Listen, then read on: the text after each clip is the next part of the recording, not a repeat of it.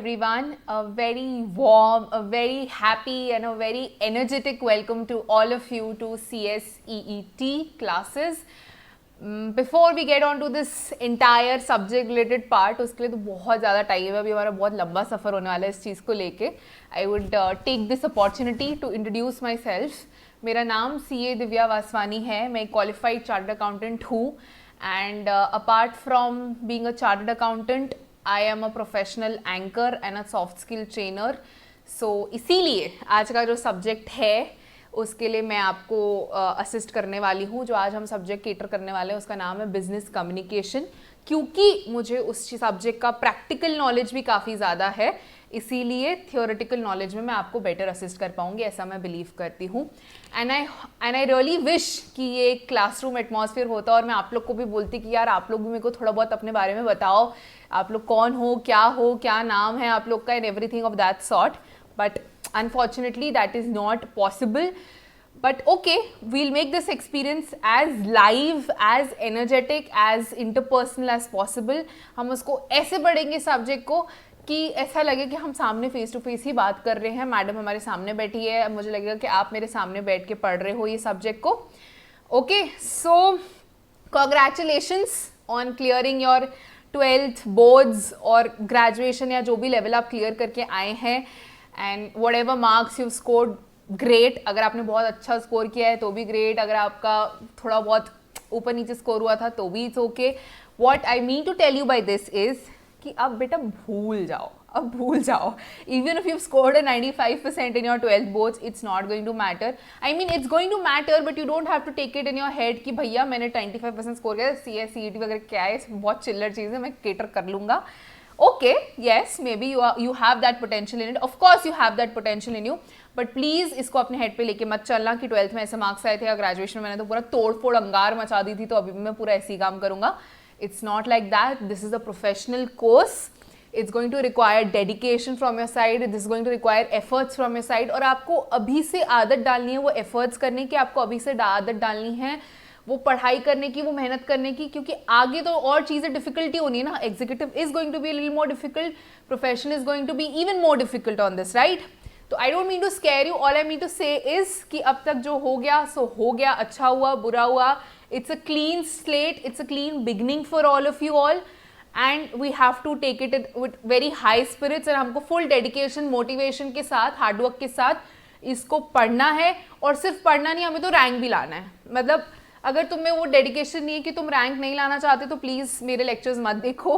Let's cut short it, because business communication तुम खुद पढ़ के भी पास तो हो ही जाओगे, ठीक है.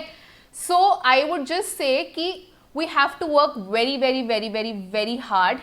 एंड मैं एक ब्रीफ आपको बता देती हूँ अभी कि ये हमारा बिजनेस कम्युनिकेशन का, आपको थोड़ा सा मैं पेपर पैटर्न और सब्जेक्ट के बारे में बता देती हूँ कि बिजनेस कम्युनिकेशन आपका पार्ट 1 है CSEET का. एंड उसमें 50 मार्क्स का आता है वो, लगभग क्या 50 मार्क्स का ही है वो सब्जेक्ट. एंड अगर आपको लग रहा है कि वो सब्जेक्ट थोड़ा सा इजी पीजी है, हो जाएगा, तो may be okay, it's a little easier for you. But please I am telling you कि इस सब्जेक्ट को आप हल्के में नहीं ले सकते हो. इस सब्जेक्ट को आप हल्के में नहीं ले सकते हो क्योंकि ये 50 मार्क का इसका वेटेज तो है ही है. अपार्ट फ्रॉम दैट वो पेपर 4 का पार्ट बी जो है, presentation and communication skills, 30 marks का, वो भी यही चीज़ें हैं. So you have to pay utmost attention and utmost importance to this subject, because it might look easy, but जब वो पेपर में आपको घुमाते हैं ना तो बेटा आपके छक्के छूट जाएंगे कि कहाँ से कैसे घुमाया इंस्टीट्यूट ने हमें. And again, I'm saying I don't mean to scare you. I'm just going to prepare you of what's going to happen. I don't want any kind of leniency. हम बहुत मस्ती मजाक करेंगे, हम बहुत टाइम पास करेंगे, हम बहुत मज़े से पढ़ेंगे, बट पढ़ाई के टाइम हम पढ़ाई भी करेंगे, ठीक है. तो मैं आपको बता दूं कि बिजनेस कम्युनिकेशन अगर आप देखोगे, अगर आपका इंस्टीट्यूट रेफरेंस मटेरियल है, हाँ, हमें इसको बिगिन करने के पहले क्या क्या चीज़ें लगेगी, मैं यही एडवाइस करती हूँ CSET के लेवल पे कि इंस्टीट्यूट का जो रेफरेंस मटेरियल है वही आपकी कुरान है, वही आपकी बाइबल है, वही आपकी ग्रंथ साहिब है, वही आपकी रामायण है, जो भी गीता है, सब वही ही है. क्योंकि इंस्टीट्यूट का reference material is of top most important. मैं चाहूँ तो आपको अपने नोट्स दे सकती हूँ, थोड़ा सा कट कॉपी पेस्ट करके इधर से ये उठा दिया, कलर चेंज कर दिया और ओ प्लीज़ मैंने नोट्स बनाए, बट नहीं, that's not relevant, that's not how it's going to work. तो मैं आपको बोल रही हूँ कि आपके पास अगर सॉफ्ट कॉपी है इसकी तो भी आप इसको प्रिंट करेंगे मतलब करना पड़ेगा ही पड़ेगा। जितने भी पेजेस, आई थिंक कुछ 250 और सो पेजेस हैं इसके, तो वो आपको प्रिंट करके रखना है। आप प्रिंट करके उसको प्रॉपर, जैसे एक बुक बनती है, आप उसको बाइंड करा के रखेंगे, स्पाइरल बाइंड करा के रखेंगे। तो आपके पास अगर अभी नहीं है तो आप पहले वो अरेंज करिए, फिर back to this class. And इसी नोट्स के अंदर, यही नोट के अंदर जो इंस्टीट्यूट के रेफरेंस मटेरियल है, I want you to keep scribbling, बिल्कुल जगह नहीं बचनी चाहिए। I want you to keep scribbling again and again on the paper. मैं जो बोल रही हूँ, जो आपको अपनी तरफ से लिखना है, बस ऐसा होना चाहिए, ये जो पेजेस हैं मैडम, ये जो बुक है बिजनेस कम्युनिकेशन, इसके अलावा मेरे को और कुछ नहीं चाहिए। मैं पहली बार पढ़ रहा हूँ या मैं आखिरी बार पढ़ रहा हूँ या मैं दूसरी तीसरी कितनी बार भी पढ़ रहा हूँ, ये book is going to be my one stop solution for everything. Okay, we have to make it that useful. Institute ने जो लिख के दिया है वो लिख के दिया है, very good, but apart from that भी हमको इसमें नोट्स में एडिशन करते जाना है, हमको कंटिन्यूसली लिखते जाना है। जो मैं एग्जाम्पल्स आपको बता रही हूँ वो भी आपको लिखना है, ठीक है। So now coming to this you know कि हम कैसे पढ़ने वाले हैं इसको। तो ये कुछ सिलेबस है इसका, जिसमें फर्स्ट 3 चैप्टर्स जो हैं वो ग्रामर रिलेटेड है। ओके, हम एक एक चैप्टर पढ़ेंगे तो अभी आपको कंटेंट को पूरा R&D करने की जरूरत नहीं है। हमारा अप्रोच क्या रहने वाला है, मैं सीक्वेंस में नहीं जाऊंगी। ये जो 1 2 3 4 वाला चैप्टर है, चैप्टर 1 to 8 का जो सीक्वेंस है, मैं उसमें नहीं जाऊंगी। मैं वैसा एडवाइस नहीं कर सकती, क्योंकि जो स्टार्टिंग के 3 चैप्टर्स हैं वो लैंग्वेज ओरिएंटेड है। ये देख रहे हो आप, दिख रहा है आपको language oriented chapter 1 2 3 is language oriented chapters. मतलब इसमें समझने का तो है, कॉन्सेप्ट लगाने का भी है, बट इसको हम एक महीने में पूरा ऐसे जादू मंत्र से नहीं पढ़ सकते। इसमें वो चीजें हैं जो आप बचपन से लेके, जब से आपने ABCD सीखी होगी से लेके आज एट दिस वेरी मोमेंट तक आपने जो जो सीखा है, उन सब का कंपाइलेशन है ये। तो अनलेस एंड अनटिल आपने हर लेवल तोड़ फोड़ से एकदम अच्छे से कंसंट्रेशन के साथ पढ़ी हो, तो आप इसमें महारथी नहीं बन सकते, ठीक है। So I take this part as a little trickier one for the people जिनका इंग्लिश लैंग्वेज पे इतना अच्छा कमांड नहीं है, उनके लिए थोड़ा सा ये पार्ट डिफिकल्ट हो सकता है, but need not worry, we are here कि आप एग्जाम पॉइंट ऑफ व्यू से तो इस चीज को क्रैक अच्छे से कर पाओ। बाकी ये जो कॉन्सेप्ट ओरिएंटेड टेक्निकल पार्ट्स है, जो कि बाकी के रेस्ट ऑफ द चैप्टर्स है 4 5 6 7 एंड 8, ये चैप्टर्स है जैसे हम अभी तक पढ़ते थे ना, साइंस का चैप्टर पढ़ते, सोशल स्टडीज का चैप्टर पढ़ते थे, मतलब हम उसको चैप्टर को समझा दी थी मैडम और लर्न करवाती थी और हम उसको लर्न करते थे और एग्जाम में करते थे, ये वो वाले पोर्शंस हैं, ठीक है। So this is going to be very scoring. आप भले लैंग्वेज पर अच्छा कमांड रखने वाले बच्चे हो या अच्छा कमांड रखने वाले बच्चे नहीं हो, ये चैप्टर को मतलब मैं कितना भी एम्फेसाइज करूँ, ये चैप्टर एकदम ऑन योर फिंगर टिप्स होना चाहिए। यही चैप्टर है जो आपको रैंक भी दिला सकते हैं, यही चैप्टर है जो आपको क्लियर भी करवा सकते हैं। You can be in any category, these chapters are of supreme importance to you, okay. And best part about this is कि जो चैप्टर 1 2 3 है ना, उसमें इंस्टीट्यूट ने एग्जाम्पल्स दिए, उसमें इंस्टीट्यूट ने एक्सप्लेनेशंस दी हुई है, बट उसके बाहर भी इंस्टीट्यूट पूछ सकती है। यार ग्रामर है ना, ग्रामर में तो इंस्टीट्यूट कुछ भी पूछ सकती है, हाँ क्या उनका, तुम इतने सालों से पढ़ रहे हो, बट 4 5 6 7 8 में से there is a very meagre chance कि इंस्टीट्यूट इसके बाहर कुछ पूछेगी। तो तुमने ये चैप्टर्स एकदम अच्छे से पढ़ ली तो कोई भी क्वेश्चन आ जाएगा तुम आंसर कर लोगे, एंड तुम आराम से वो 35-40 की आउट ऑफ 50 की जो लाइन है, 35-40 की रेंज को तुम आराम से सरपास कर सकते हो। So this can be beneficial for you to get a rank also, and this can be beneficial for you to clear the subject also, ठीक है। तो अभी इसमें आप अगर देखोगे ना, चैप्टर 8 है बिजनेस टर्मिनोलॉजीज का, common business terminologies. Common business terminologies मतलब बिजनेस की डेफिनेशंस, मतलब जो बिजनेस टर्म्स में जो चीज़ें यूज होती है, जो बेसिक टाइप की डेफिनेशंस है, वो डेफिनेशंस दी गई हुई है। तो ये डेफिनेशंस कुछ अराउंड 250 से 300 डेफिनेशंस दी गई है, ठीक है। अगर मैं इसको बेटा एक साथ आपको पढ़ाऊंगी ना कि 300 डेफिनेशन हम एक ही दिन में पढ़ रहे हैं, तो मैं खुद ही बोर हो जाऊंगी यार पढ़ाते पढ़ाते। तुम तो बोर होगी डेफिनेटली, बट मैं खुद भी बोर हो जाऊंगी इसको पढ़ाते पढ़ाते, और उसके बाद भी, इतना बोर होने के बाद, इतना खपने के बाद भी कुछ सर में घुसने वाला है नहीं। So we are going to tackle it very strategically, हम बहुत स्मार्ट वर्क से उसको टैकल करेंगे। हम कैसे टैकल करेंगे मैं आपको बताती हूँ, कि जैसे हम अभी चैप्टर 4 से स्टार्ट करने वाले हैं। Chapter 4 is concept of business communication, हम उससे स्टार्ट करने वाले हैं। तो वो चैप्टर हम करेंगे, उसके बाद just give me a second.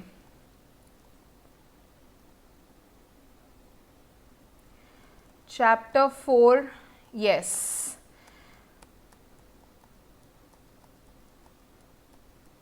ये रहा chapter 4 lesson 4 concept of business communication. This is what we are going to begin with. ये थोड़ा सा लेंदी चैप्टर है बट बहुत स्कोरिंग चैप्टर है। एंड ट्रस्ट मी, जिस तरीके से हम इसको पढ़ेंगे, जितने मजे से हम इसको पढ़ेंगे ना, आप बोलोगे मैडम क्या बकवास बातें करते हो, कभी कोई पढ़ाई में मजा आता है क्या? अरे आएगा आएगा, trust me, this is going to be little fun lecture, this is going to be very, क्योंकि ये सब्जेक्ट ही ऐसा है ना, थोड़ा सा लाइट है, हम इसमें थोड़ा सा मजे करके पढ़ सकते हैं, हम इसको अपनी डे टू डे लाइफ से कनेक्ट करके पढ़ सकते हैं, है ना। तो कॉन्सेप्ट ऑफ बिजनेस कम्युनिकेशन, ये चैप्टर जैसे मैं आपको अभी we are going to start with this today. अब इसको हमारा हर लेक्चर अराउंड 1 आवर 15 मिनट्स का होगा, 1 घंटा तो होगा ही होगा। तो तुम इतना तो तुमको अपनी सीट पे बैठना आना चाहिए कि 1 घंटा होगा। एंड व्हेन आई से 1 घंटा, उसमें तुमको भी कोई ब्रेक अलाउड नहीं है, ठीक है। मैं अगर ब्रेक नहीं ले रही हूँ तो तुमको भी कोई ब्रेक अलाउड नहीं है। समझो जैसे स्कूल में टीचर बैठती थी सामने, जब तक घंटी नहीं बजती थी तब तक उठना अलाउड नहीं था, तो तुम्हें भी अलाउड नहीं है। Your phone is suppose to be on silent and you are suppose to be logged in to this lecture and fully completely present here on this lecture. तो हम क्या करने वाले हैं, हमारा अप्रोच ऐसे रहने वाला है कि ये जो लेसन है जो मैंने बताया 4, 5, 6, 7 एंड 8, इसको हम ऐसे पढ़ेंगे कि आपको मैक्स टू मैक्स चीजें यहीं के यहीं याद हो जाए। मतलब मैं इतनी बार आपको रिवाइज कराऊंगी वो चीजें कि आपको वो यहीं का यहीं लर्न हो जाएगा। आपको सिर्फ 15 मिनट देना है। आज आपने लेक्चर सुना, फिर नेक्स्ट जब भी लेक्चर सुन रहे हो, आप आज ही हो सकता है 2 टाइम्स अ डे लेक्चर सुन रहे हो या आप वंस अ डे सुन रहे हो, तो आप जब भी नेक्स्ट लेक्चर सुन रहे हो 15 मिनट पहले आपको सिर्फ एक बार बुक खोल के अच्छे से उसको गो थ्रू करना है। Then you have to come back to me, we'll again revise the same thing tomorrow. अब जैसे for example importance of business communication का अगर एक टॉपिक है इसके अंदर, तो मैं पहले आपको इंपॉर्टेंस ऑफ बिजनेस कम्युनिकेशन पूरा समझा दूंगी, ठीक है। फिर मैंने वो वाला टॉपिक आपको समझा दिया, फिर मैं उसको फिर से रिवाइज कराऊंगी, फिर मैं अगले टॉपिक पे जाऊंगी, कैरेक्टरिस्टिक्स, फ्लो, जो भी टॉपिक्स है, सब टॉपिक्स है उसके अंदर। फिर आफ्टर एवरी लेक्चर एंड्स हम पूरा चीज रिवाइज करेंगे, बहुत ही फास्ट क्विक वे में रिवाइज करेंगे जो जो हमने पढ़ा हुआ है उस चीज को। तो ये हो गया ट्वाइस रिविजन। फिर आप जब अगली बार अपना, आपकी साइड से मुझे सिर्फ 15 मिनट चाहिए एवरी डे के, only 15 minutes, trust me, only 15 minutes and this subject will be a cake walk for you. I am using the word cake walk. वो कुछ भी इंस्टीट्यूट का लेवल हो, हम उसको क्रैक कर पाएंगे और क्रैक क्या, बहुत अच्छे से क्रैक कर पाएंगे, ठीक है। तो आप अगले दिन जब आ रहे हो अगले लेक्चर के लिए, तो आप 15 मिनट पहले पढ़ के आ रहे हो। जब हम नेक्स्ट लेक्चर रिज्यूम करेंगे तब हम पूरी चीजें रिवाइज करेंगे जो हम पढ़ चुके हैं, ठीक है। So that makes it 4 times एक ही चीज का revision with in a span of 24 hours. अगर तुम इमेजिन करो, अगर तुमको 24 घंटे में कोई 4 बार एक ही चीज पढ़ के रिवाइज करवा रहा है, तो वो घुसेगा ही दिमाग में, कोई ऑप्शन नहीं है। दिमाग के बाद भी दिमाग बोलेगा कि हाँ भैया मैं पढ़ लेता हूँ, मेरे को लर्न हो गई, मेरे को बख्श दो अब। Okay, so this is how it is going to be. And आपको सिर्फ मेरे पे ट्रस्ट रखना है। ट्रस्ट मी, ऐसा एक टीचर और आपके पेरेंट्स से ज्यादा इस दुनिया में कोई भी आपका सक्सेस नहीं चाहता है। आपसे भी ज्यादा हम लोग हैं जो चाहते हैं कि आपका सक्सेस हो। So you have to trust every decision that I make on your part. अगर मैं बोल रही हूँ कि हम फर्स्ट चैप्टर से स्टार्ट नहीं करेंगे, तो there is a reason for it कि हम फर्स्ट चैप्टर से स्टार्ट नहीं करेंगे। आपको सिर्फ मुझ पर ट्रस्ट करते जाना है, आपको सिर्फ मेरी उंगली पकड़ के आपको चलते जाना है, एंड आपको पता भी नहीं चलेगा कब हमने पूरा रास्ता पार कर लिया, ठीक है। So enough of I guess introduction. हाँ, मैं एक चीज बता रही थी कि जैसे कॉन्सेप्ट ऑफ बिजनेस कम्युनिकेशन, हम आज तो कुछ स्टार्टिंग का टाइम जाएगा इंट्रोडक्शन में, तो हम जितना होगा उसको पढ़ेंगे। लास्ट के after revising whatever we studied in concept of business communication, last के जो 10-15 मिनट्स हैं उसमें हम क्या करेंगे, उसमें हम ये करेंगे कि जो मैम आपने जो चैप्टर 8 का बताया था ना, कॉमन बिजनेस टर्मिनोलॉजीज, हम उसके कुछ 20-25 टर्मिनोलॉजीज एवरी सिंगल डे पढ़ेंगे। क्यों? क्योंकि 300 एक साथ पढ़ना नहीं हो पाएगा यार। कोई 30 मार्क खान भी आ जाएगा ना, तो भी वो 300 टर्मिनोलॉजीज एक साथ नहीं पढ़ सकता। अगर तुम रोज 20-25 पढ़ोगे और तुम हम उसको रिवाइज करेंगे, तुम घर पे उसको एक बार देख लोगे, तो तुमको वो चीजें मतलब नेचुरली आने लगेगी, रादर देन तुमको उसको लर्न नहीं करना पड़ेगा, ठीक है। So this is extremely important कि ये लास्ट 15 मिनट्स हम इसको दें और आपको उसमें कोऑपरेट करके चलना है, क्योंकि वो डेफिनेशंस है, वो कुछ बहुत ईजी रहेंगी, कुछ में थोड़ा सा ज्यादा एक्सप्लेनेशन रहेगा, कुछ में एक्सप्लेनेशन देने की जरूरत भी नहीं पड़ेगी। बट ऐसे करके धीरे धीरे चैप्टर 8 का बर्डन कंप्लीटली खत्म हो जाएगा। आपने अभी शायद वो चैप्टर पढ़ा नहीं, इसलिए आपको पता नहीं है। लोगों को बहुत फियर होता है वो चैप्टर से। आप कभी मेरे यूट्यूब वीडियोज जाके देखना, आपको कमेंट सेक्शन में यही दिखेगा कि मैम कॉमन बिजनेस टर्मिनोलॉजीज करा दो, मैम कॉमन बिजनेस टर्मिनोलॉजीज करा दो। तो मैं उनको बस इसीलिए, उसका मैराथन पॉसिबल नहीं है एक साथ, क्योंकि 300 वर्ड्स एक साथ समझाना दिमाग में किसी को भी कुछ नहीं घुसने वाला है, ठीक है। सो इसीलिए हम उसको बहुत डिवाइड एंड रूल कॉन्सेप्ट से खेलेंगे। हम थोड़ा थोड़ा करके उसको रोज कंप्लीट कर देंगे और वो ग्रेजुअली वो चैप्टर पूरा कंप्लीट हो जाएगा। Once that chapter is completed, again we can go through this entire thing again. एक टर्मिनोलॉजी को हम फिर से ब्राउज थ्रू कर सकते हैं और फिर से एक दिन वो चैप्टर को एक्सक्लूसिवली दे सकते हैं, ठीक है। So this was it, this was necessary because मैं चाहती थी कि आप मेरी अप्रोच समझो कि हम कैसे पढ़ने वाले हैं उस चीज़ को। और please I am requesting you once again कि बस आपको यहाँ पे जो आप 1-1.25 घंटा मुझे दे रहे हो उसमें अटेंटिवली सुनना है, बिल्कुल डिस्टर्बेंस के बाहर सुनना है। This is no child's play, ये एक प्रोफेशनल कोर्स है, आप प्रोफेशनल कोर्स में एंटर कर चुके हो, ऐसा मत सोचो कि आप अभी एंटर करने के हो, ये प्रोफेशनल एग्जाम है। You have to be dedicated, you have to be attentive. और सिर्फ ये 1 घंटा आप 1-1.25 घंटा आप मुझे अटेंटिवली दो अपना फुल कॉन्सेंट्रेशन के साथ, आपका ये चैप्टर का बर्डन खत्म मतलब लिटरली खत्म।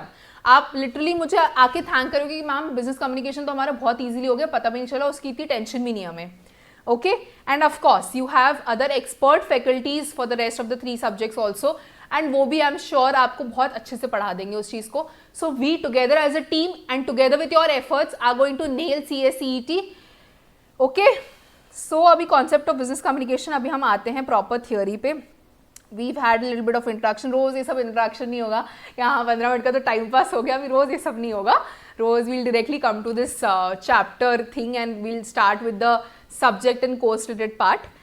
कोर्स में ही हम मस्ती करेंगे, टेंशन मत लेना आप लोग, ठीक है। कॉन्सेप्ट ऑफ बिजनेस कम्युनिकेशन, ये एक रेगुलर बैच है, ये एक फास्ट ट्रैक बैच नहीं है या रिविजन बैच नहीं है जिसमें सिर्फ एग्जाम पॉइंट से पढ़ना है और कट लेना है। ऑफ कोर्स एग्जाम पॉइंट्स हम यहाँ पे भी पढ़ने वाले हैं, but since I told you कि I am a soft skill trainer and an anchor, तो मैं आपको बीच बीच में कुछ ऐसी टिप्स भी देती रहूंगी जो आपको लाइफ लॉन्ग काम में आएगी। क्योंकि बिजनेस कम्युनिकेशन ठीक है, ये एक चैप्टर है जो आपको सब्जेक्ट में सिलेबस में है CSEET के, इसके बाद ये फुल फ्लेजेडली आपके कोर्स में भी नहीं है, बट ये एक ऐसी इनहेरेंट एट्रीब्यूट है जो अगर आपके अंदर है तो आप कोई भी लेवल पे हो, आपको बहुत ज़्यादा काम आएगी ये चीज़, आपको बहुत ज़्यादा काम में आएगी। आप कभी इंटरव्यू दे रहे हो या आप जॉब कर रहे हो या फॉरगेट कॉर्पोरेट लाइफ, अगर आप किसी से नॉर्मली चिटचैट भी कर रहे हो तो आपका एक कैसा इंप्रेशन पड़ता है। अगर आपका लैंग्वेज पे कमांड बहुत तगड़ा है तो, आपका बात करने का तरीका बहुत अच्छा है तो मैं आपको वो भी थोड़ी सी टिप्स देती रहूँगी बीच बीच में कि आप ऐसा कर लो तो आपका लैंग्वेज ज़्यादा इंप्रूव हो जाएगा। क्योंकि लैंग्वेज ऐसी चीज़ है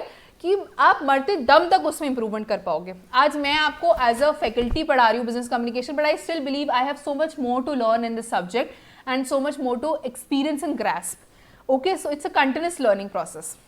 now coming to business communication, यार एक बात बताओ, क्या जरूरत है इंस्टीट्यूट को concept of business communication business communication एक पूरा चैप्टर पढ़ा दिया? पागल हो गए हो क्या? मतलब बिजनेस स्टडीज पढ़ के आया, हम ये पढ़ के आए, पूरा कम्युनिकेशन में कौन पूरा सब्जेक्ट बना देता है?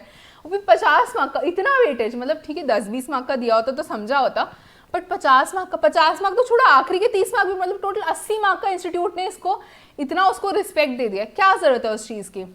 अरे कैसे ज़रूरत नहीं है यार। अगर आप स्टूडेंट हो या आप एक्टर हो, आप क्रिकेटर हो, आप CA हो, आप CS हो, आप पॉलिटिशियन हो, आप दुनिया का कोई भी काम कर रहे हो, आप दुनिया का कोई भी करियर चूज कर रहे हो, यहाँ पे सब कुछ आता है। मेरे पास तो पूरा भंडार है मैडम नॉलेज का, आप बता दो मेरे को, पेपर में मैं पूरी उल्टी करके आ जाऊंगा, मेरे को इतना अच्छे से आता है सब कुछ। But do you think that's going to be enough? अगर आप एक तरीके से बात नहीं कर पा रहे हो, अगर आप एक अच्छे तरीके से बात नहीं कर पा रहे हो,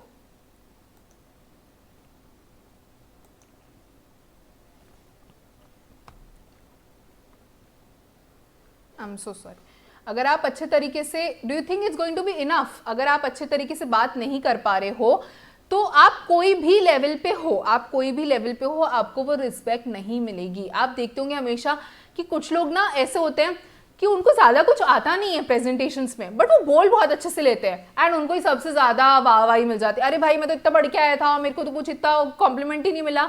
वो इसीलिए नहीं मिला क्योंकि ठीक है आपके अंदर नॉलेज है, बट जब तक आप उसको बोल नहीं पाओगे, जब तक आप उसको प्रेजेंट तगड़े तरीके से नहीं कर पाओगे, तब तक के सामने वाले को कैसे आपकी नॉलेज की रिस्पेक्ट होगी? आप बताओ, है ना?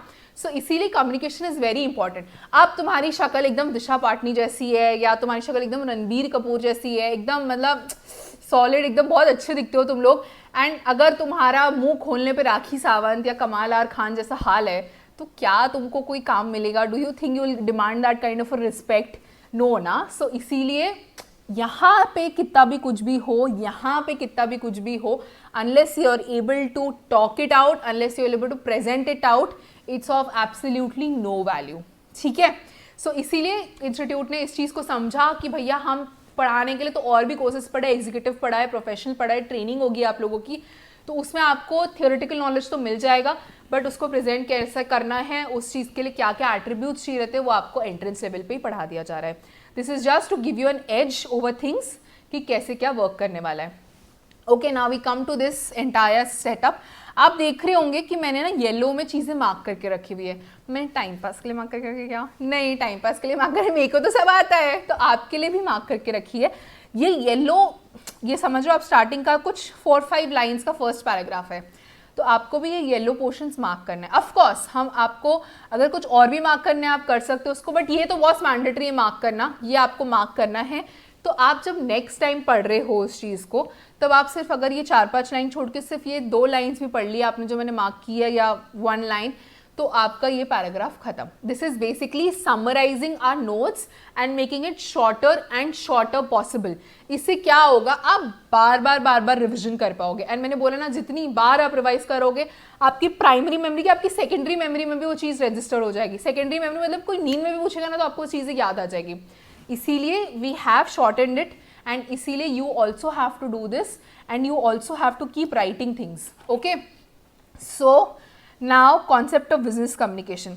मैडम कम्युनिकेशन आया कहाँ से? कम्युनिकेशन आया, communication was derive from the word communicate. Communication was derived from the word communicate. The word communicate was derived from the word, a Latin word communis, which means to share. A Latin word communis, which means to share. ये maximum ना जितने भी words derive हुए सब Latin वाले ही है, तो तुमको अभी उनको पकड़ के मानना लैटिन वालों को कि भैया ये क्या है, हर वर्ड तुमने डिराइव कर दिया. डेफिनेशन हमको लर्न करनी पड़ती है.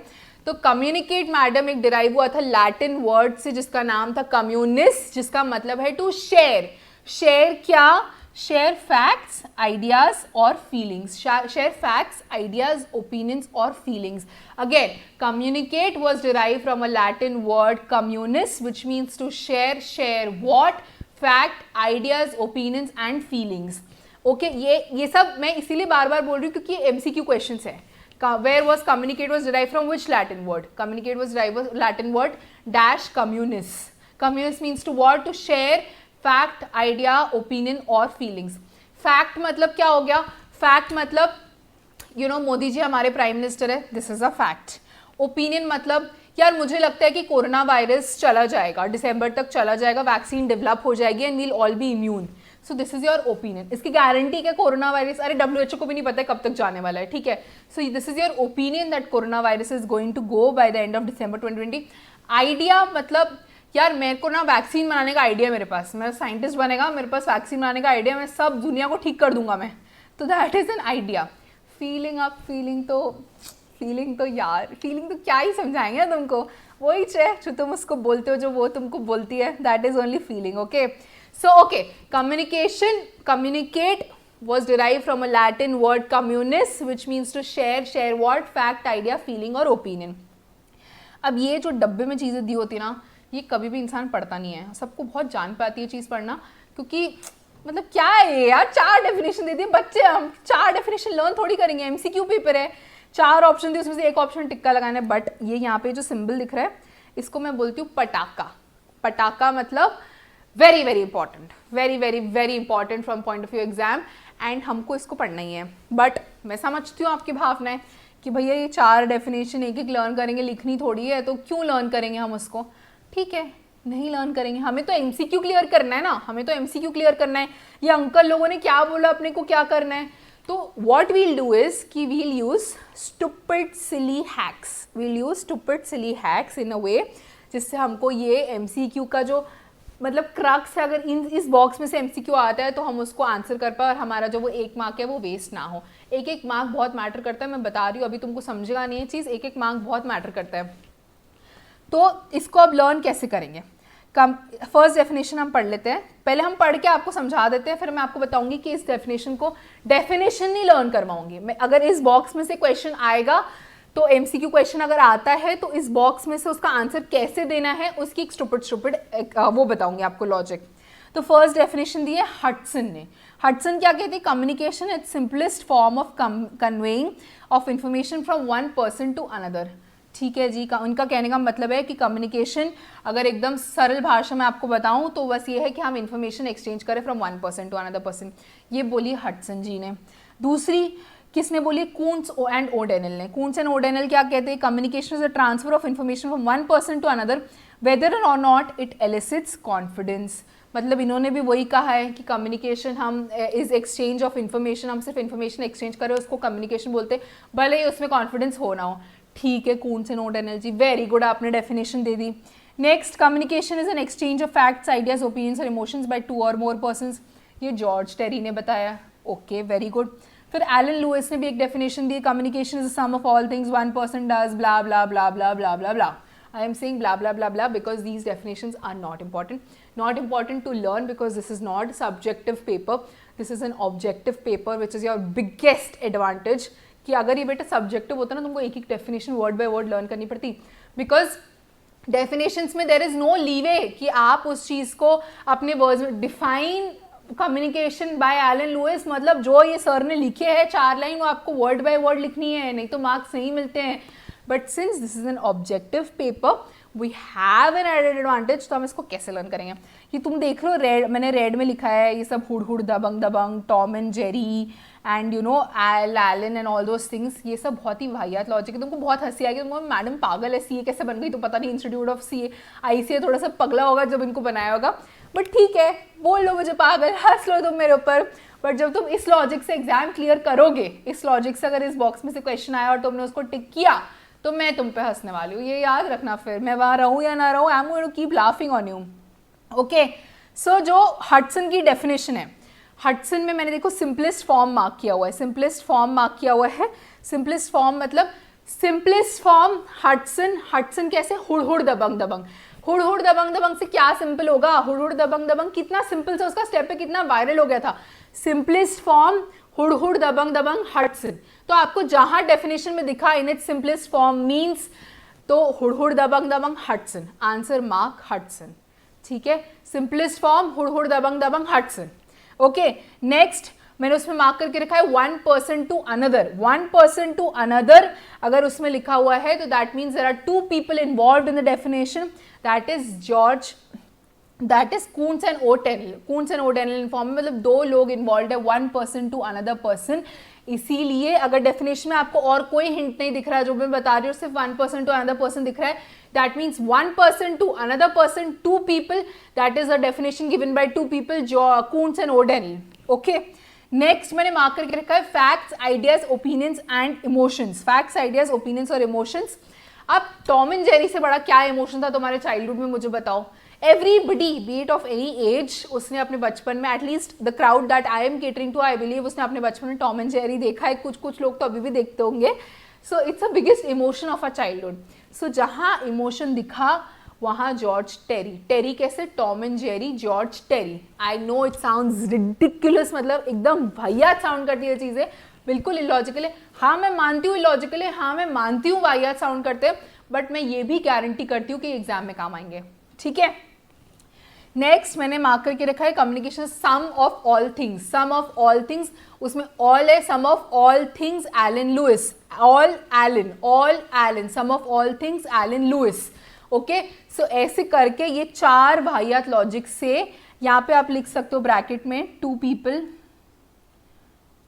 People, you can write this in the bracket. And बेटा ये लिखना है आपको, हुड़ दबंग दबंग. तुमको लग रहा होगा तुमको, हाँ एक चीज़ होती है क्लासेस में कि बच्चों को ओवर कॉन्फिडेंस रहता है कि यार मैं मम्मी इतने स्टूपिड से तो याद रख लेगा, मेरे दिमाग में बॉर्नवीटा पीता है रोज, मैम ये सब तो बहुत स्टूपिड सी बात है. मेरे ठीक है बॉर्नवीटा पी भाई, तो हॉर्लिक्स पी, कुछ भी पी, ये लिखना है, ये लिखना है. It's okay even if you remember it, but आज याद है, अगर 1 महीने बाद याद नहीं है तो कोई पॉइंट नहीं वापस से लेक्चर रिप्ले करके अपना टाइम पास करने का. इसको लिखो, इसको write it down right now in your bracket. Hud hood Dabangg Dabangg, two people, emotion, Tom and Jerry, all Allen, ये आपको लिखना है. Okay, so we'll quickly revise की डेफिनेशंस किसने दी थी, कैसे दी थी और इसको रिवाइज कैसे करना है अभी. तो simplest form hood hood Dabangg Dabangg Hudson. उसके बाद one person to another person, two people involve Koontz and O'Donnell. Exchange of facts, ideas, opinions और emotions, biggest emotion Tom and Jerry, George Terry. उसके बाद sum of all things Allen Louis. ठीक है, again we'll repeated and आपको भी मेरे साथ बोलना है, सिर्फ सुनना नहीं है। मैं चिल्ला चिल्ला के बोल रही हूँ, अपना गला फाड़ के बोल रही हूँ, because I want you to keep revising with me again and again. Simplest form hood hood Dabangg Dabangg Hudson, one person to another person, two people कून से ओडेनल। उसके बाद biggest emotion of a childhood, fact idea और opinion और emotions, Tom and Jerry, George Terry, sum of all things, Allen Louis. Okay, बहुत easily ये जो box बहुत ट्रिकी सा दिख रहा था जिसको तुम नॉर्मली छोड़ के गए होते, ये तुम्हें याद हो गया। उसके बाद वेबस्टर डिक्शनरी ने भी एक डेफिनेशन दी है, communication exchange of information understanding from one person to another person. ये वेबस्टर डिक्शनरी की एक रेसिडुअल डेफिनेशन है। रेसिडुअल डेफिनेशन आप कब यूज़ करोगे, जब ऊपर की कोई भी डेफिनेशंस का जो हमने वाहियात लॉजिक्स लगाए वो काम नहीं कर रहे हैं तो। Okay, so this was it. Communication की डेफिनेशन हमने बहुत सिंपल वे में कवर कर लिया। Next, business communication. ये ऊपर जो था ये कम्युनिकेशन था। कम्युनिकेशन तो can be in personal life also and can be in business world also. Next जो है बिजनेस कम्युनिकेशन की डेफिनेशन दी है स्कॉट ने। अगेन आपको डेफिनेशन याद करने की ज़रूरत नहीं है, आपको सिर्फ ये याद करना है कि बिजनेस कम्युनिकेशन की डेफिनेशन दी है स्कॉट ने, इसीलिए आप ये यहाँ पे बाजू में लिख देंगे स्कॉट। ठीक है, मैं आपको डेफिनेशन पढ़ के बताती हूँ, मैं समझाऊंगी भी, बट आपको इन द एंड इतना याद रखना है कि बिजनेस कम्युनिकेशन की डेफिनेशन दी है स्कॉट ने। स्कॉट सर क्या बोलते हैं, administrative communication is a process which involves the transmission and accurate replication of ideas ensured by feedback for the purpose of eliciting action which will accomplish organizational goals।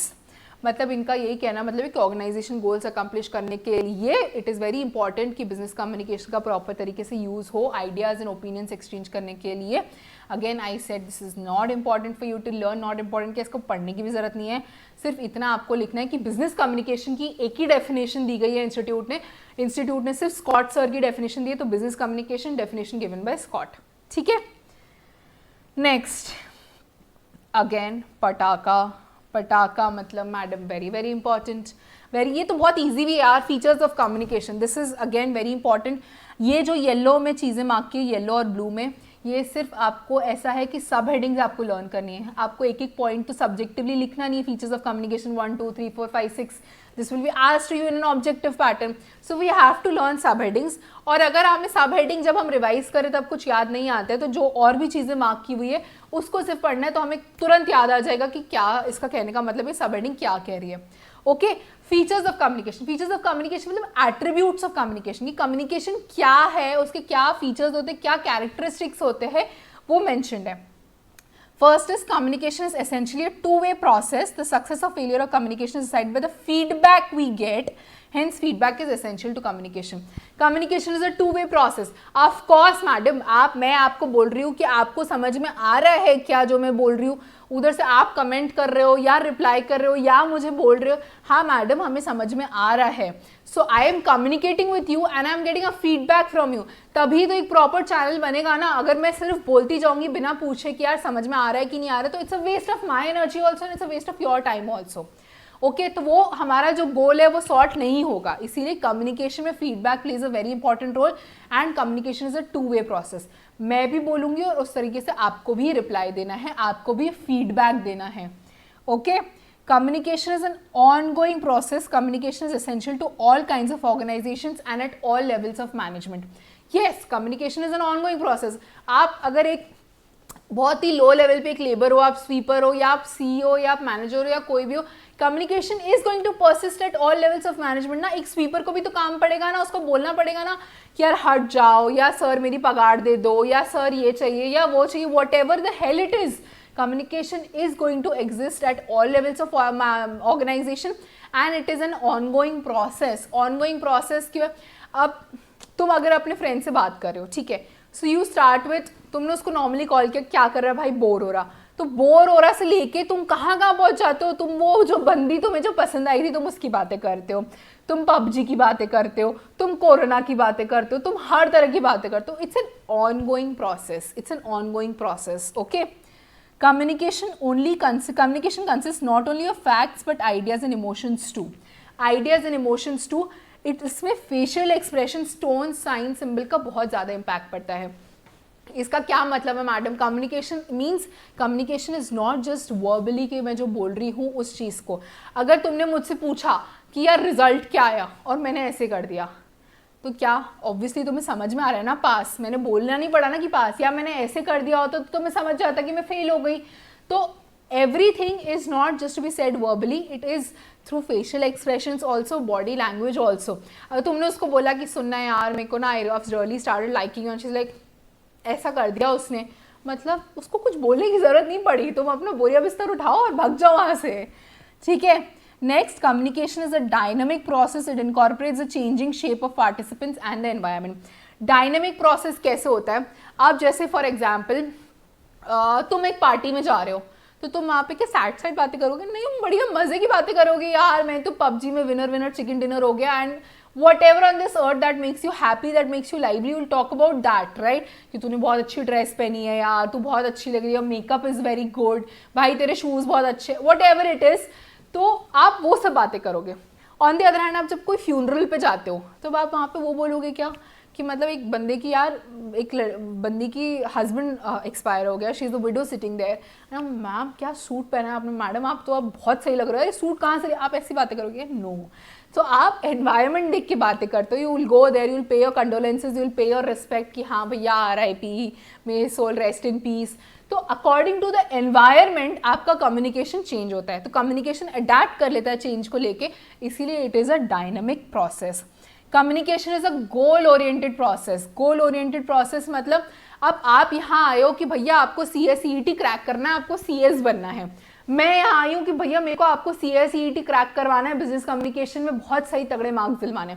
हमारा गोल same है, आपको मेरा गोल पता है, मेरे को आपका गोल पता है, तो इसीलिए it is a goal oriented process. We are not here to do time pass, we have a goal and that goal is to crack CSET, right? तो it's a goal oriented process. Next, communication is interdisciplinary science.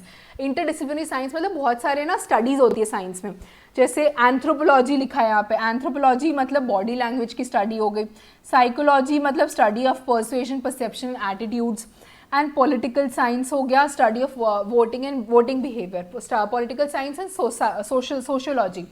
तो ये सब एक बहुत सारे science के department होते हैं जिन पे प्रॉपर से रिसर्चेज होती हैं, ठीक है। तो ये सब एंथ्रोपोलॉजी मतलब बॉडी लैंग्वेज, जैसे अगर तुमने बोला, मैंने तुमको पूछा क्या मज़ा आ रहा है, कि तुमको इंटरेस्ट आ रहा है कि सब्जेक्ट में, और तुमने ऐसे करके हाँ मैडम आ रहा है, तो तुमने भले मुझे पॉजिटिव रिस्पॉन्स दिया, बट तुम्हारी बॉडी लैंग्वेज मुझे समझ गया कि ये झूठ बोल रहे हैं एंड इनको मज़ा नहीं आ रहा है, इनको बहुत बोर हो रहा है। उसके बाद साइकोलॉजी, साइकोलॉजी मतलब आपके माइंड में उस समय क्या चल रहा है, आप जो बोल रहे हो वो क्या सोच के बोल रहे हो, तो इसीलिए that is called as study of psychology. Sociology mean society के साथ आप कैसे इंटरेक्ट करते हो, इसका एक अलग से साइंस का डिपार्टमेंट है जो उसको स्टडी करता है। एंड पॉलिटिकल साइंस मीन्स जो at various levels of legislature होते हैं, जो वेरियस लेवल जो हमने सिविक्स में पढ़ी थी, उसमें कैसे कम्युनिकेशन होता है, that is political science. Okay, so with this features of communication हो गया। अब मैंने समझा तो दिया तुमको शायद समझ भी गया, क्योंकि इतना कुछ डिफिकल्ट था नहीं, बट सिर्फ समझने से कुछ होगा क्या? नहीं मैडम, समझने के अलावा से कुछ होगा नहीं, सिर्फ लर्न भी तो करना पड़ेगा ना। तो लर्न करने के लिए क्या करना पड़ेगा? लर्न करने के लिए रिवाइज करना पड़ेगा। तो रिवाइज कैसे करेंगे? Okay, features of communication. Communication is a two-way process. Communication is an ongoing process. Communication is consists not only of facts but ideas and opinions and emotions too. Communication is a dynamic process. Communication is a goal-oriented process. Communication is study of interdisciplinary science. Okay.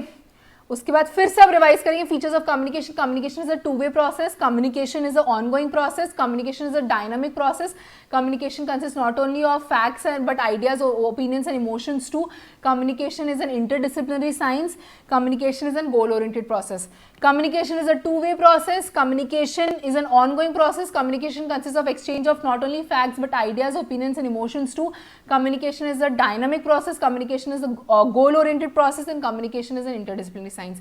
3 बार हमने पढ़ा है, I hope तीनों बार आपने मेरे साथ बोला। Next, importance of communication. क्या फ़ायदे हैं कम्युनिकेशन के कि जो हमको इतना सारा मत्था बच्ची करा के रखा हुआ है, इतना सारा हमको पढ़ा रहे हैं, तो वो हम पढ़ते हैं। अगेन पटाखा इंपॉर्टेंट, इसमें भी आपको जो सब हेडिंग्स दी वो लर्न करनी है। I will explain each and every sub heading to you. Increase in size, first definition is increase in size. Increase in size, अब साइज से कैसे फर्क पड़ेगा कम्युनिकेशन पे? अरे यार, अगर ये चीज़ अगर मैं CSET for example if I am teaching to just my brother, okay, I have a younger brother and मैं उसको पढ़ा रही हूँ, तो मैं उसको इतना ऐसे मतलब I will teach him in my different ways, okay, and मतलब उसको मार भी सकती हूँ, पीट भी सकती हूँ कि भैया तेरे को पढ़ना है, चल हट, पढ़ना है तेरे को, पढ़ना है मतलब पढ़ना है, और मैं उसको अपनी लेमैन लैंग्वेज में समझाऊंगी. But now since I am catering to thousands of you, I have a particular thing to maintain. मैं पूरा अपने नोट्स प्रिपेयर करके आई हूँ, मैं मार्किंग करके आई हूँ, I am speaking to in a particular way, I am making you revise again and again. हमने एक टाइम शेड्यूल करके रखा है, हमने एक फॉर्मेट शेड्यूल रखा हुआ है. इसीलिए इंक्रीज इन साइज से कम्युनिकेशन बहुत ज़्यादा फर्क पड़ता है. आजकल हर ऑर्गेनाइजेशन में there are thousands of people working, so communication has become very important for the organization to succeed. Okay, next, growing specialization. Growing specialization मतलब मैडम एक डिपार्टमेंट आप देखते होंगे, परचेज डिपार्टमेंट है, सेल्स डिपार्टमेंट है, अकाउंट्स डिपार्टमेंट है, audit department. हर एक बड़ा जो ऑर्गेनाइजेशन होता है उसके बहुत सारे छोटे छोटे डिपार्टमेंट होते हैं. बट इन द एंड क्या मैटर करता है? इन द एंड तो यही मैटर करता है कि ऑर्गेनाइजेशन का सक्सेस होना चाहिए. इसीलिए there has to be proper coordination, proper cooperation, coordination flow between the various departments so that the organization succeeds. अब purchase department, stock department, sales department के बीच में अगर proper cooperation, coordination, communication नहीं है तो बराबर से stock order नहीं होगा, organization के resources waste हो जाएंगे. इसीलिए growing specialization हो रहा है, उसमें cooperation हमको चाहिए, इसीलिए communication बहुत ज़्यादा important हो गया है. ठीक है, यहाँ लिखा हुआ है mutual cooperation and understanding. Next, cut throat competition. Every field you name, भले वो गुड्स को लेके हो, भले वो सर्विसेज को लेके हो, आजकल हर जगह बहुत ज़्यादा कॉम्पिटिशन है. अगर आपने अपनी कम्युनिकेशन स्किल्स से इन्फ्लुएंस करना नहीं आया, आपको अपना प्रोडक्ट बेचना नहीं आया अपने कम्युनिकेशन से, तो कोई फ़ायदा नहीं. कोई और बहुत अच्छे से कम्युनिकेट करके बेचे रहेगा, भले आपका प्रोडक्ट कितना भी अच्छा हो. आपने देखा होगा बहुत सारे लोग आप ऐसे इनकाउंटर करोगे जो बात ऐसे करते ना कि भले वो नॉनसेंस भी बात कर रहे हो, फिर भी उनका बात करने का तरीका ऐसा होता है कि यार हम मतलब मान जाते हैं उनकी बातें. मतलब they are so influential with their words that हम उनके वो बोलते हैं ना झांसे में फंस जाते हैं. सो that is growing. Cut throat competition हो गया है मार्केट में, इसलिए आपका कम्युनिकेशन भी अच्छा होना बहुत इंपॉर्टेंट हो गया है to overcome that competition and to be at top of the game. Trade union movement. अब इन इंडस्ट्रीज कैसा होता है ना, जो फैक्ट्रीज वगैरह होती हैं वहाँ पे ट्रेड यूनियंस होते हैं. ट्रेड यूनियन मतलब एक जो लेबरर्स जो आपके यहाँ पे काम करते हैं उनका एक ट्रेड यूनियन बन जाता है कि भैया अगर हमारे लेबरर्स, हमारे भाई बंधु को तुमने कुछ किया, तो हम तो कुछ छोड़ेंगे नहीं. तो trade union these days specially ना बहुत पावरफुल हो गए. मतलब there are so many laws, तुम सोच भी नहीं सकते जितने लॉज शायद हमारे लिए नहीं होंगे ना, हमारे बेनिफिट के लिए, उससे कहीं ज़्यादा लॉज लेबरर्स के लिए है कि उनके जो राइट्स है, उनके जो वो है, मतलब उनकी जो राइट्स है, उनकी जो ऑब्लिगेशन है वो सब पूरे हो, उनको कोई मिसयूज़ ना कर पाए उनके राइट्स को. तो उसके लिए ट्रेड यूनियन मूवमेंट को, ट्रेड यूनियन, अगर लेबरर एक प्रॉपर तरीके से काम नहीं करे इंडस्ट्री में तो आपकी इंडस्ट्री डूब जाएगी. ठीक है, लेबरर्स के बिना काम नहीं हो सकता. So it is very important कि आपका एक प्रॉपर कम्युनिकेशन बैठे वो ट्रेड यूनियन वालों के साथ, जो उनके लीडर्स हैं उनके साथ, ताकि आपका इंडस्ट्री में कभी कोई हिंड्रेंस ना आए. Next, human relations. Human relations मतलब आपका और मेरा, we are two humans talking, right. Human relations मतलब कि एक ट्रस्ट और कॉन्फिडेंस की बात हो जाती है कि आप मेरे पास बैठो, मैं आपको बोल रही हूँ कि चैप्टर 4 से स्टार्ट करना है, तो आपने मेरी बात मानी है ना, आप पढ़ रहे हो. This is a matter of trust and confidence. क्यों? क्योंकि मैंने आपको उस वे से बोला कि हाँ आपके लिए अच्छा है कि हम चैप्टर 4 से स्टार्ट करेंगे, आपने मानी. So it developed trust and confidence between us, it developed a proper relationship between us. तो इसीलिए ह्यूमन रिलेशंस को अच्छा रखने के लिए कम्युनिकेशन बहुत इंपॉर्टेंट है. Next, public relations. Public relations मतलब सोसाइटी के साथ रिलेशन. अब अगर आप एक ऑर्गेनाइजेशन, तो आपकी सोसाइटी कौन होगी? आपकी सोसाइटी होगी आपके कस्टमर्स, आपके सप्लायर्स, आपके एम्प्लॉयज़. तो खैर ऑर्गेनाइजेशन का पार्ट हो गया. जो पॉलिटिकली जो लोग रहते हैं, all these people are part of your society. तो आपको सबके साथ बन के चलना है. You can not ever survive if you standing alone. You need support from the society also. इसीलिए इंपॉर्टेंस ऑफ कम्युनिकेशन अच्छा है. पर्सनल एसेट, जैसा कि मैंने आपको बोला, ये सबसे इंपॉर्टेंट है कि आप कोई भी स्टेज पर, CSET का 50 मार्क का पेपर तो आप क्रैक कर ही लोगे, बट आगे भी इस चीज़ के लिए बहुत ज़्यादा इंपॉर्टेंट हो गया है. ये पर्सनल एसेट है. आप इंटरव्यू दे रहे हो या आप कुछ भी कर रहे हो, communication has become of supreme importance today. अगर आप बोल नहीं पा रहे हो बराबर से, या आप अपने आप को प्रेजेंट नहीं कर पा रहे हो बराबर से, तो कितना भी नॉलेज है, कितने भी अच्छे मार्क्स है, you do not grab the best opportunities. Okay, so this is the importance of communication. Again madam समझा तो दिया बट समझाने से तो कुछ होगा नहीं सिर्फ, तो इंपॉर्टेंस ऑफ कम्युनिकेशन हम रिवाइज करेंगे। इंपॉर्टेंस ऑफ कम्युनिकेशन क्या क्या है? Increase in size, growing specialisation, cut throat competition, trade union movements and human relations, public relations, personal asset. Again we'll revise and again you will say it with me. तुम पक जाओगे, मुझे कोई problem नहीं, but तुम्हें बोलना है क्योंकि this is for your benefit. Importance of communication, increase in size, growing specialisation, cut throat competition, trade union movements, human relations, public relations, personal asset. Increase in size, cut throat competition, trade union movements, human relations, public relations, personal asset. और मैं एक बीच में skip हो गया था, growing specialisation. Increase in size, growing specialisation, cut throat competition, trade union movements, human relations, public relations and personal assets. Okay, so you had to revise all these things. अभी मैंने जैसे कि बोला था कि लास्ट के कुछ 10-15 मिनट्स हम उस चीज़ को देंगे, बिजनेस टर्मिनोलॉजीज को लेके, तो we'll go to that. But before we go to that, हम इस चैप्टर को यहाँ पे अभी रोकते हैं। बट रोक के इसका मतलब ये नहीं कि हम कहीं चले जाएंगे, हम अभी वापस से जो 3 टॉपिक्स हमने पढ़ा है अभी तक उसको फट से अगेन 2 मिनट्स में रिवाइज करेंगे, then we'll go to business terminologies. Okay, तो यहाँ से हमने स्टार्ट किया था, कम्युनिकेट आया मैडम, कम्युनिकेट आया है, कम्युनिकेशन आया, कम्युनिकेट से, कम्युनिकेट आया एक लैटिन वर्ड से जिसका नाम है communist. Communist means to word, to share fact, idea, feeling, opinion. और 4 डेफिनेशन दी गई है एक बॉक्स के अंदर इंस्टीट्यूट ने। तो 4 डेफिनेशन को लर्न करने के लिए हमने बहुत ही वाहियात लॉजिक्स लगाए थे। जिस डेफिनेशन में सिंपलेस्ट फॉर्म है, सिंपलेस्ट फॉर्म मतलब हुड़ हुड़ दबंग दबंग, हुड़ हुड़ दबंग दबंग मतलब Hudson, 1 person to another person मतलब 2 पीपल इन्वॉल्व है, तो कूड्स और डेनल।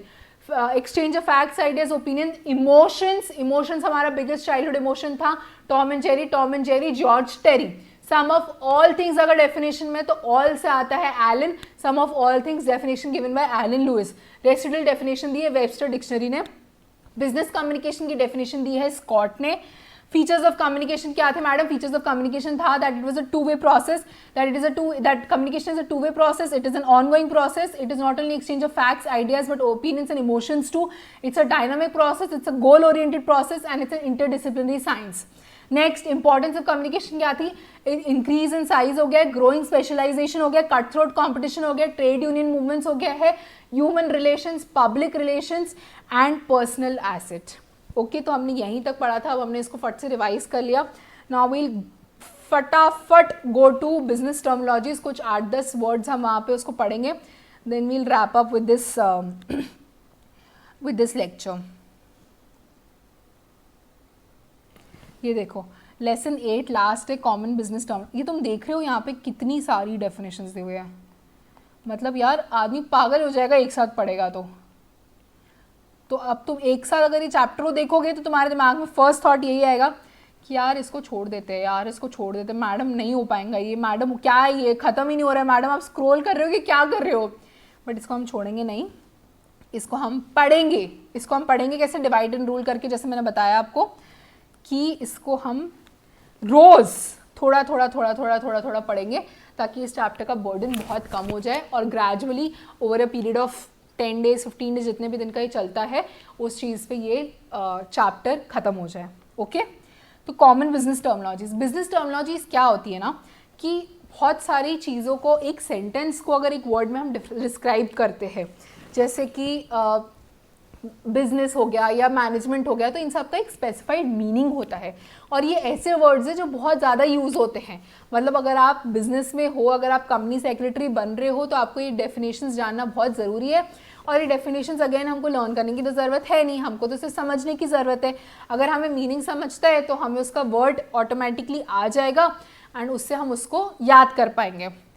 तो बिजनेस टर्मिनोलॉजीज हम अभी स्टार्ट करेंगे, I will explain to you also. हम ज़्यादा लेंगे नहीं एक दिन में, बट जितनी भी हम लेंगे, अभी जितनी भी मैं आपको पढ़ाती हूँ 15-20 डेफिनेशंस जो भी है, उसमें से ना सबकी सब देखो, अब 250-300 डेफिनेशंस दी हुई है, तो 250 की 300 definitions are not going to be rocket science जो तुमने सुनी नहीं है। अब ये तुम देख रहे हो बेसिक, अब क्या तुम्हें मैनेजमेंट नहीं पता क्या होता है, बिजनेस नहीं पता तुम्हें क्या होता है, ठीक है, ये इसमें से मे बी तुम्हें डाउन साइजिंग हो सकता है नहीं पता हो, तुम्हें आउटसोर्सिंग क्या है उसमें कन्फ्यूजन हो, तो every definition does not need a very elaborate explanation. Okay, some might need maybe a 2-minute explanation, some might not even need an explanation. तो उस चीज़ को हमें वैसे लेके चलना है। तो अभी क्या करना है, इसको स्ट्रैटेजाइज कैसे करना है? 250-300 डेफिनेशन को तुमको कट शॉर्ट करना है। अब जैसे मैं तुम्हें पढ़ा रही हूँ फर्स्ट डेफिनेशन, सपोज तुम्हें मैनेजमेंट का मीनिंग पता है, तो तुम ना इसको यहाँ पे ऐसा स्ट्राइक आउट कर दो, यहाँ पे तुम स्ट्राइक आउट कर दो, मैं समझा दूंगी उसको, बट तुमको अगर मेरे समझाने से पहले भी पता है कि मैनेजमेंट क्या होता है तो तुम उसको स्ट्राइक आउट कर दो। अब क्या होगा ना, अब जब तुम कल पढ़ रहे हो या परसों पढ़ रहे हो या जब तुम लास्ट में इस चैप्टर को पढ़ रहे हो, तो 250-300 में से 100 डेफिनेशन से ऐसी होगी जो तुमने स्ट्राइक ऑफ कर दी होगी, जो तुमको आती होगी, तो तुमको ना साइकोलॉजिकली थोड़ा सा रिलीफ मिल जाएगा कि अरे 100 तो आती है, 150 ही पढ़नी है, और 150 में से भी मुझे कुछ ना कुछ याद होगी, मैडम ने काफ़ी तो याद करा दी थी, तो मुझे थोड़े पे ही मेहनत करनी पड़ेगी। तो इस तरीके से तुम इस चैप्टर को छोड़ोगे नहीं फिर, ठीक है। तो you have to keep striking off, this can be according to you. अब ऐसा नहीं कि मैंने बोला कि मैनेजमेंट तुमको आती तुम स्ट्राइक ऑफ कर दो, तुमको जो डेफिनेशन पता है, डेफिनेशन में तो तुमको उसका मतलब पता है क्या है। अगर एग्जाम्पल उस चीज़ को क्वेश्चन आया कि which business terminology is this, तो तुम मार्क कर पा रहे हो, तुमको अगर उतना कॉन्फिडेंस है तो तुम उसको स्ट्राइक ऑफ कर दो, ठीक है। अब इंस्टीट्यूट ने दिया है 10 basic but most important terms, मतलब ये बहुत ही ग्राउंड लेवल बेसिक टर्म्स है, बट ये एक्सट्रीमली इंपॉर्टेंट भी, अगर ये ही नहीं पता तो आगे ये तो कुछ नहीं आने वाले, ठीक है। We'll start management. Management means those in charge of running a business. हम बोलते हैं ना कि okay she is an event manager. Event manager मतलब कि वो हमारे पूरे इवेंट को मैनेज करने वाला है, हम वो इवेंट को पूरा पुल ऑफ करने वाला है, वो इवेंट के सारे काम देखने वाला है। तो वैसी बिजनेस मैनेजर मतलब जो बिजनेस के पूरे काम ओवरव्यू करने वाला है उसको मैनेजमेंट बोलते हैं। Those in charge of running a business. Business means the activity of providing goods and services, मतलब काम धंधा व्यापार, आप यहाँ लिख सकते हो इसको सिंप्लीफाई करने के लिए, अगर आपको पूरा नहीं लिखना है तो व्यापार, व्यापार मतलब बिजनेस, धंधा करना is business, providing goods and services. Marketing, marketing मतलब आपने जो प्रोडक्ट बनाया है या आप अपना सर्विस बनाया उसको मार्केट कैसे करते हो। आप देखते हो ना 50% ऑफ है, 70% ऑफ है, buy one get two free है, तो ये सब मार्केटिंग है। Marketing means the commercial process involve in promoting and selling and distributing a product. आप उसको प्रमोट कैसे कर रहे हो, आप उसको बेच कैसे रहे हो, that is marketing. Profit, the amount of profit means the amount of money left after expenses are taken out, मतलब आपका जितना भी सेल्स हुआ उसमें से आपने सारे खर्चे अपने हटा दी, तो जो लास्ट में बचता है जो एक्चुअल मूल कमाई है, that is profit. Telecommunicating, telecommunicating means working at home usually on a computer, जो आजकल हो रहा है, everybody is working from home due to this pandemic. तो telecommuting means, commuting means to travel, telecommunicating means to travel through a technological medium, मतलब अभी हम computer के थ्रू काम कर रहे हैं जो हम वहाँ ऑफिस में जाके करते थे, अभी हम ये वर्चुअल लेक्चर सुन रहे हैं जो कि हम पहले क्या बोलते लाइव क्लास में जाना पड़ता था हमें उस चीज़ को लेकर, that is telecommuting. Downsizing, downsizing a planned reduction in the number of employees needed in a firm in order to reduce cost and make the business more efficient। अभी कोरोना वायरस के चक्कर में क्या हो रहा है, अब 3-4 महीने सबका धंधा बंद था, राइट, तो 3-4 महीने धंधा बंद था तो काफ़ी सारी ऑर्गेनाइजेशन को बहुत ज़्यादा लॉस हो गया। अब लॉस को कैसे कवर अप करेंगे, इंस्टेंटली तो आप एकदम से लॉकडाउन को लेकर तो सेल्स भी एकदम से बूस्ट नहीं हो सकती ना, एंड आपको 3-4 महीने का पूरा कॉम्पनसेट करना। तो व्हाट दे डू इज कि सपोज एक डिपार्टमेंट में 10 लोग हैं और उनको ऐसा लगता है कि यार हम 7 लोगों को अगर थोड़ा प्रेशर देंगे ना तो भी ये काम हो जाएगा, तो वो 3 एम्प्लॉयज़ को निकाल देते हैं, मतलब वो डाउन साइज कर देते हैं अपने नंबर ऑफ एम्प्लॉयज़ को, ताकि उनका जो प्रॉफिट है वो थोड़ा सा बढ़े या फिर जो उनका लॉस है वो कम हो, दैट इज डाउन साइजिंग, मतलब removing of employees, reducing a particular number of employees. Outsourcing, contracting out selected functions or activities of an organization to other organization that can do the work more cost efficiently. अब आप एक CS बन गए हो, ठीक है, you are a person जिसको law में कोई हाथ नहीं पकड़ सकता उनका, मतलब आपको लॉ में कुछ भी पूछा आपको सब आता है, बट यार आपको अकाउंट्स में स्टार्टिंग से थोड़ी सी दिक्कत थी, तो आप प्रैक्टिस कर रहे हो इन दी एंड आप जाके, एंड आपके पास कोई आया जिसने बोला कि सर मेरे को ऑडिट करवाना है, आप करवा सकते हो क्या, तो आप कभी भी फर्स्ट रूल है प्रैक्टिस का कि आप किसी को नो नहीं बोलते। तो आप आ गए मेरे पास कि हाँ मैडम CA है, मैडम CA, तो मैडम तो अकाउंट्स वगैरह अच्छे से पढ़ा सकती थी, तो मैडम को मैंने दे दिया, आपने मुझे अपना काम आउटसोर्स कर दिया कि मेरे पास जो भी ऑडिट रिलेटेड काम आएगा मैं आपको दे दूंगा मैडम। तो ऐसा क्या हुआ, आपका क्लाइंट बेस भी बढ़ गया और आपका काम भी निपट गया, ठीक है, दैट इज आउटसोर्सिंग, मतलब अपना काम किसी और ऑर्गेनाइजेशन में दे देना। R&D, रिसर्च एंड डेवलपमेंट, अब जैसे एप्पल है, एप्पल एवरी सितंबर और सो ना अपना एक प्रोडक्ट रिलीज करता है, न्यू आईफोन रिलीज करता है वो, तो आपको क्या लगता है, मतलब वो ऐसे ही बस बैठे बैठे नया आईफोन रिलीज कर देता है, no, there is a lot of research that happens 1 साल में। वो रिसर्च किस बारे में रहती है कि यार हम इस प्रोडक्ट को और अच्छा कैसे बना सकते हैं और क्या फीचर्स ऐड ऑन कर सकते हैं हम इस प्रोडक्ट में, ऐसे सब करके बहुत सारी चीज़ें रहती है। तो वो रिसर्च एंड डेवलपमेंट पूरा R&D करते हैं, फिर जाके उनका एक प्रोडक्ट बनता है। तो रिसर्च एंड डेवलपमेंट बिजनेस और government activity that is particularly purposely design to stimulate invention and innovation. Invention and innovation मतलब ऐसा क्या हम नया इन्वेंट कर सकते हैं जिससे हमारा जो मोबाइल फ़ोन है वो बहुत अच्छा हो जाए। हेडक्वार्टर्स मतलब क्या होता है? हेडक्वार्टर्स मतलब जो चीज़ एडमिनिस्ट्रेटिव सेंटर होती है, मतलब आपने देखा होगा कि बहुत सारी जगह के ना ऐसे ब्रांचेस होते हैं कि हमारा यहाँ ब्रांच है, हमारा यहाँ ब्रांच है, पर हमारा हेड ऑफिस वहाँ, हेड ऑफिस मतलब हेडक्वार्टर्स। अब जैसे एप्पल है, एप्पल का headquarters is in California, that is US में उनका हेडक्वार्टर्स है, सो उसको हेडक्वार्टर्स बोलते हैं। मार्केट मतलब जहाँ goods and services are bought and sold, जहाँ व्यापार कहाँ हो रहा है, धंधा कहाँ हो रहा है, उसको हम मार्केट बोलते हैं। ठीक है, अब ये बहुत ही बेसिक सी डेफिनेशंस थी, बट बहुत इंपॉर्टेंट डेफिनेशन थी, क्योंकि अगर ये नहीं आता तो फिर आगे का भी कुछ भी आना बहुत ज़्यादा डिफिकल्ट हो जाएगा आपके लिए। ठीक है, अब मैंने जैसे आपको बोला कि इसमें से आप क्रॉस कर लो जो भी नहीं आता है, जो भी आपको ऑलरेडी आता था मेरे समझाने के बिना आप उसको क्रॉस कर लो ताकि आपको उसको वापस से पढ़ने की जरूरत ही ना पड़े। Next we move on to a little more technical parts, that is ये सारे डेफिनेशंस। ओके, अब इससे स्टार्ट करते हैं acceptance bill of exchange. Acceptance asset given by a party to a bill of exchange. Bill of exchange क्या होता है? Bill of exchange is a document that कि I promise you to pay a certain sum of amount, that is a bill of exchange. तो जब आप उसको accept करते हो, जब आप एसेंट देते हो या that yes I accept this bill of exchange, that is called as acceptance. Next is acknowledgement. Acknowledgement क्या होता है? The signature of a clerk or attorney certifying that the person signing the document has signed by his or her free act, has signed by his or her free act। ये free act बहुत important है। अब जैसे आप institute में कभी अपने document submit करने जाते हो या कोई भी गवर्नमेंट ऑफिस में जाते हो तो आपने देखा होगा कि वो 2 कॉपीज बोलते हैं, आप 2 कॉपीज लो डॉक्यूमेंट्स के, और 1 कॉपीज पे वो आपको ऐसा करके दे देते हैं रिसीट। रिसीट मतलब हमें ये डॉक्यूमेंट्स मिल गए हैं, मतलब हमें ये डॉक्यूमेंट्स हमने एक्सेप्ट किए हैं बिना किसी फोर्स के, बिना किसी तलवार के, कि भैया हमने उनके ऊपर प्रेशर डाला कि आपको डॉक्यूमेंट्स एक्सेप्ट करने। So that is an acknowledgement that a particular person has received whatever we had to give. Next is acquisition cost. अब जैसे अगर आप कोई वेबसाइट पे या कोई ई-कॉमर्स साइट पे, मिंत्रा हो गया, एनीथिंग एल्स, आप कोई ब्राउज करो और आपको एक 500 रुपीज़ का टॉप पसंद आया, तो आपको लगता है 500 रुपये का टॉप है, फिर आप जैसे ही कार्ट में एंड में जाते हो चेकआउट करने के लिए, तब आप देखते हो अरे भाई इसमें तो हैंडलिंग फीस भी लगी हुई है, इसमें टैक्सेस भी लग दिए, इसमें शिपिंग चार्ज भी लगा दिया, अदरक लहसन 100 प्रकार के चार्ज इन्होंने लगा दिए। तो उसके लिए क्या करना है, उसके मतलब उसको बोलते हैं एक्विजिशन कॉस्ट। मतलब वो 500 रुपये के टॉप को एक्वायर करने के लिए ऊपर से और भी जो कॉस्ट लगे हुए हैं, जो कि शिपिंग फी लगी है, हैंडलिंग फी लगी है, टैक्सेस लगे, that is acquisition cost. Costs that are incurred to acquire that 500 rupees का top is called as acquisition cost. Next is act of God, a term used in insurance to denote risks and dangers arising out of natural causes that are beyond human control. Beyond human control. अब जैसे तूफान आ गया या फिर earthquake हो गया या ऐसा कुछ हो गया जो कि ह्यूमन कंट्रोल में नहीं है, आप ब्लो ड्रायर ऑन करके, कूलर ऑन करके तूफान नहीं ला सकते ना, that is in God's control. So insurance में ऐसे इंसिडेंट्स को बोलते हैं act of God. Next is action. जिससे बॉलीवुड मूवीज में बोलते हैं ना, या तुम की I will take action against you, mind your words, I will take action against you. तो action means nothing but a case और अ लॉसूट, कि भैया मैं तेरे अगेंस्ट केस फाइल कर दूंगा, मतलब मैं तेरे अगेंस्ट एक्शन ले लूंगा। Next ADB, Asian development bank, से फिलीपींस में लोकेटेड है, नॉट दैट इंपॉर्टेंट। ये एक रेगुलेटरी बैंक है for an entire Asia things, and इसका सिर्फ आपको फुल फॉर्म याद रखना है, Asian development bank. Adjournment, postponement of a court session until another time और प्लेस।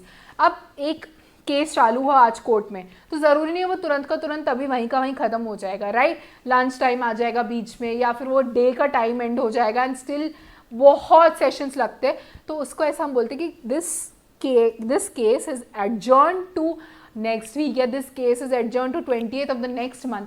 एडजर्न मतलब पोस्टपोन कर दिया हमने इस केस को थोड़ा सा और। नेक्स्ट एडजुडिकेशन, अ डिसीजन और सेंटेंस इम्पोज्ड बाय अ जज। अब पूरा केस हो गया, पूरी हियरिंग हो गई, जज बोलते हैं you are adjudged as insolvent, you are adjudged as a person with mental illness.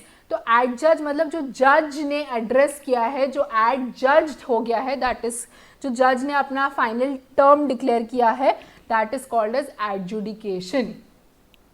Affidavit, a written statement sign in presence of a judicial officer.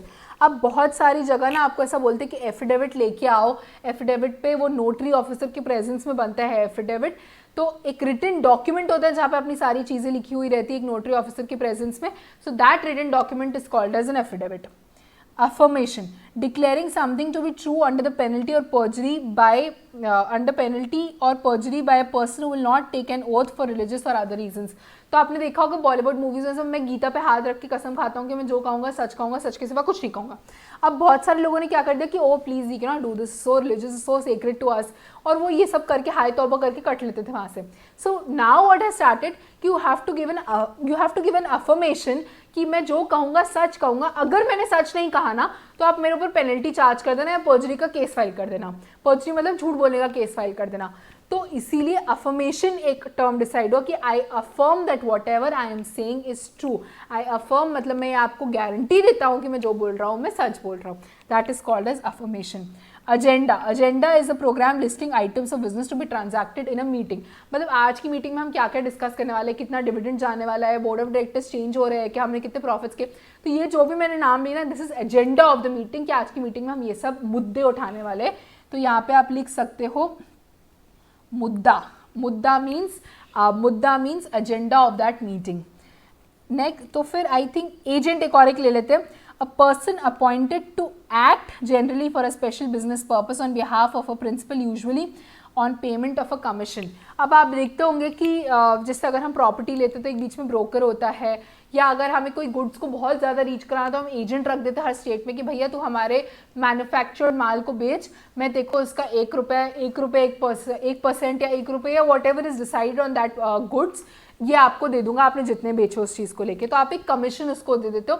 तो agent is a middle man जिसको आप एक commission या payment करते हो ये चीज़ करने के लिए। So that is a person that is called as an agent. ये एजेंट एक प्रिंसिपल के बिहाफ पे एक्ट करता है क्योंकि गुड्स तो आपके है ना, जो वो बिकवा रहा है वो तो सिर्फ बिकवा रहा है और उसको बिकवाने के लिए उसको वो कमीशन मिलती है। ठीक है, so I think we'll just stop here. तो आप भी हमने क्या क्या पढ़ा, अभी हमने ये सारी डेफिनेशंस पढ़ी, हमने मैनेजमेंट पढ़ा क्या होता है, बिजनेस पढ़ा, मार्केटिंग पढ़ा, आउटसोर्सिंग, डाउनसाइजिंग और ये सारे टर्म्स पढ़े। अब आपको क्या करना है, ये लेक्चर तो ख़त्म हो गया। अब इसका ये मतलब नहीं, हाँ आपने ध्यान से लेक्चर सुना, मे बी आपको भी लग रहा है कि आपको याद भी हो गया, बट याद हो गया है, आई एम श्योर याद हो गया होगा। बट इसको पक्का करने के लिए अभी क्या करना है हमें कि आपको जब भी अभी टाइम मिलता है, आज मतलब if you're listening to this in the morning, then maybe in the evening or in the night, and if you're going to listen to another lecture tomorrow morning, next lecture अगर आप तब सुन रहे हो तो आपको सिर्फ इतना करना है कि 15 मिनट देने हैं। और जो ऊपर हमने कॉन्सेप्ट ऑफ बिजनेस कम्युनिकेशन 3 चीज़ें पढ़ी कि कम्युनिकेशन की डेफिनेशंस का जो हमने लॉजिक लगाया और जो कम्युनिकेशन की कहाँ से डिराइव हुआ, importance of communication, features of communication, और ये सारे जो बिजनेस टर्मिनोलॉजीज़ हैं ये आपको एक बार गो थ्रू करने हैं। बिजनेस टर्मिनोलॉजीज़ आपको रटने की ज़रूरत नहीं है। प्लीज़ अपने आप को इतना मेंटली टॉर्चर मत करना कि आप इसको रटते बैठो। आपको सिर्फ समझना है और वो वर्ड देखना है कि हाँ ये मीनिंग, ये वर्ड का ये मीनिंग होता है। आपको ये चीज़ें समझ के चलनी है। बट ऑब्वियसली 300 साढ़े 300 चीज़ें एक साथ पॉसिबल नहीं है, इसीलिए हम इसको ब्रेक डाउन करके लर्न कर रहे हैं। ओके, सो ये हमने कुछ डेफिनेशंस पढ़ी। अब इसमें भी आप इसको, आपने वो चीज़ें क्रॉस आउट कर दी जो चीज़ें आपको मेरे समझाने के बिना ही समझती थी। अब अगर आपको मेरे समझाने के बाद जो ईजिली समझ गए आप उसको टिक्का मार दो। जो चीज़ें आपको अभी मेरे समझाने के बाद भी थोड़ा सा पिंच कर रही है आप उसको गोला मार दो। इससे क्या होगा, आपको नेक्स्ट टाइम जब आप बुक खोलोगे तो आपको समझेगा कि कौन सी चीज़ को कितना इंपॉर्टेंस देना है। इससे हमें ये रेगुलर क्लासेस का यही तो फ़ायदा है कि हम अपने नोट्स इस तरीके से प्रिपेयर करें कि next time when we read these notes it is way more simpler for us. ठीक है, so I hope this lecture was beneficial to you and आपको मज़ा आया। थोड़ा हमारा जब वेवलेंथ अच्छे से बैठ जाएगा, जब हमें कंफर्ट लेवल पे आ जाएंगे तो आपको और मज़ा आएगा इस लेक्चर में। And this was helpful to you and आपको काम आया आज का लेक्चर, इनलाइटनिंग लगा, एक्सपीरियंस अच्छा रहा आपका बिजनेस कम्युनिकेशन के फर्स्ट लेक्चर के साथ। एंड अगली बार आप जब आएंगे आप रिवाइज करके आएंगे, रिवाइज करे बिना आप अगला लेक्चर नहीं सुनेंगे। Okay, with this we end the lecture and bye bye, take care, have a great day.